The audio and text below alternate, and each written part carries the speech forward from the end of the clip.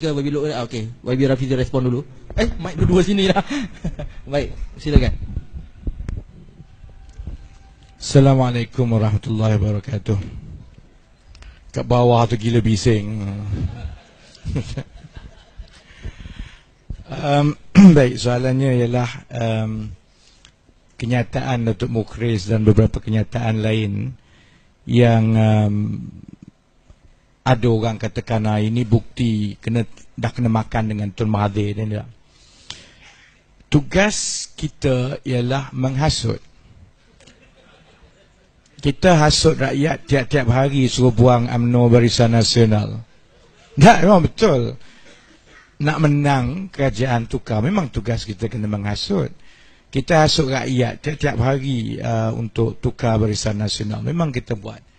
Kita juga hasut Tun Mahathir. Kita juga hasut menteri-menteri dia. Kita juga hasut orang-orang lama. Tak? Jadi, apa yang kita buat sekarang ini ialah bukannya semata-mata seolah-olah ada yang komen dan macam pandangan. Dia seolah-olah ini hanya permainan politik. Ya. Yang saya rasa kadang-kadang tidak adil. Dia tidak nampak sebenarnya usaha kita bertahun-tahun menyerang UMNO Barisan Nasional sehingga UMNO Barisan Nasional jadi lemah begini. Kita serang dia pasal corruption, kita serang dia. Sekarang ni harga rambut Rosmah pun jadi isu. Saya ingat dulu 2009 masa Datuk Seri Najib mula-mula naik dulu kan. Semua orang kata habislah pembangkang lepas ni, habislah Pakatan Rakyat. Najib ni lagi cepat, lagi bagus, lagi cerdik, lagi semualah.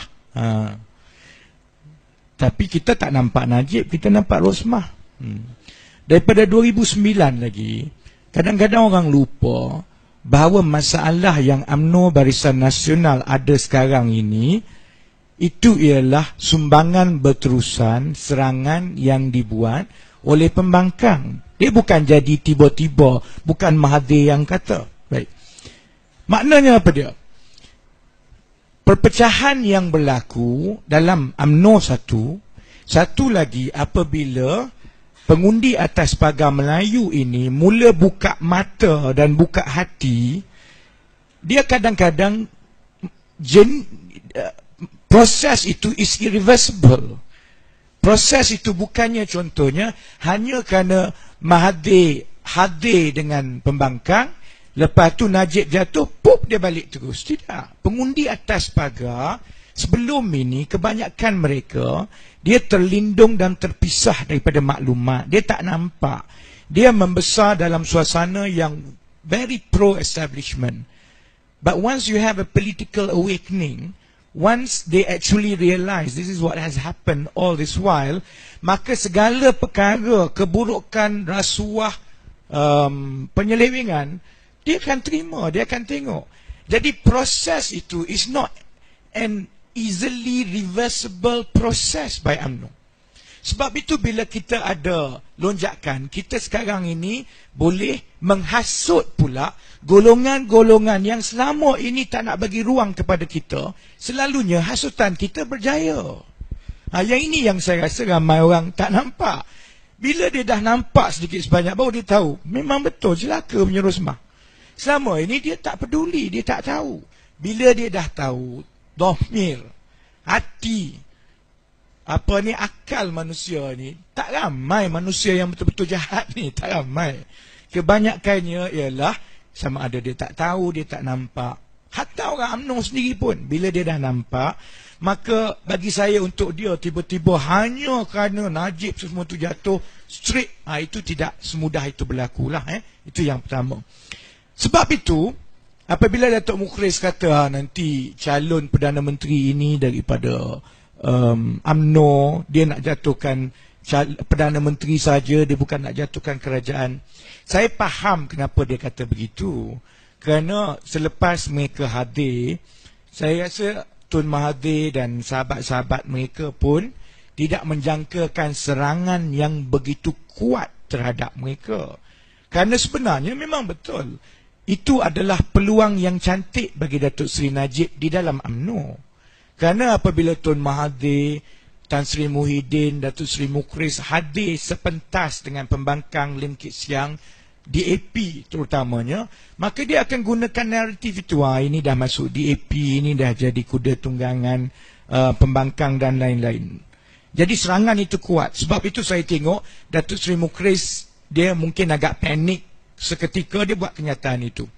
Sebenarnya kita tak peduli apa pimpinan dan juga ketua bahagian UMNO nak cakap. Dia nak suka ke, dia tak suka ke, 191 ketua bahagian UMNO ini tidak memenangkan pilihan raya. Yang mengundi dan memenangkan pilihan raya bukan anggota parti kita, bukan anggota parti dia, ialah pengundi atas pagar. Pengundi atas pagar, apabila Tun Mahathir hadir, apabila dia bercakap dalam nada kita, apabila dia tengok bagaimana UMNO Barisan Nasional, apabila dia tengok semua menteri yang pernah cium tangan Mahathir sampai tak nak cabut, kena tarik, tiba-tiba maki Tun Mahathir, dia boleh nampak sebenarnya hipokrasi, dia boleh nampak teruknya budaya dalam UMNO. Mereka itu ditambah pula dengan hasutan kita. Saya rasa mereka ini yang betul-betul kita target.